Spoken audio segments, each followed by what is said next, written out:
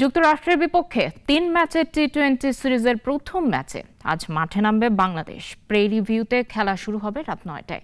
এই ম্যাচের মধ্য দিয়েই যুক্তরাষ্ট্রে শুরু হবে টাইগারদের বিশ্বকাপ প্রস্তুতি। অচেনা প্রতিপক্ষের সাথে তাই বাড়তি সতর্ক হয়ে মাঠে নামবে সাকিব শান্তরা। খেলাটি সরাসরি দেখাবে নাগরিক টিভি। রাজিবুল ইসলামের রিপোর্ট। বিশ্বকাপের আগে বিশ্বকাপ প্রস্তুতি বাংলাদেশের। স্বাগতিক যুক্তরাষ্ট্রের বিপক্ষে সেই পরীক্ষাটা শুরু হচ্ছে আজ। ৩ ম্যাচের টি-20 সিরিজের প্রথম ম্যাচে রাত ৯টায় লড়াইয়ে নামবে টাইগাররা। অচেনা প্রতিপক্ষের সাথে তাই বাড়তি সতর্ক হয়ে মাঠে নামবে সাকিব শান্তরা।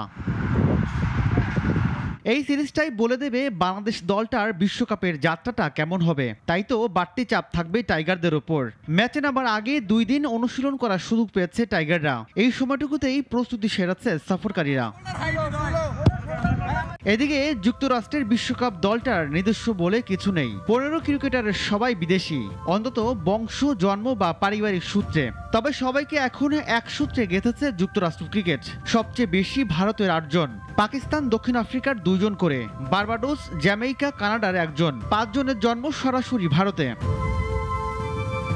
কোরি অ্যান্ডারসনকে সবাই চেনেন। নিউজিল্যান্ডের হয়ে বিধ্বংসী সব ইনিংস খেলেছেন, কিন্তু এখন তিনি স্থায়ী যুক্তরাষ্ট্রে। অধিনায়ক মোনাক প্যাটেল গুজরাটে জন্ম নিলেও পরিবারের সঙ্গে চলে আসেন যুক্তরাষ্ট্রে। খেলেছেন অনূর্ধ্ব ১৯ দলে। ২০১২ যুব বিশ্বকাপে ভারতকে প্রতিনিধিত্ব করা হারমিত সিং এখন পুরোপুরি আমেরিকান। আইপিএলে রাজস্থান রয়্যালস হয়ে খেলেছেন এই বোলিং অলরাউন্ডার। রাজিবুল ইসলাম, নাগরিক।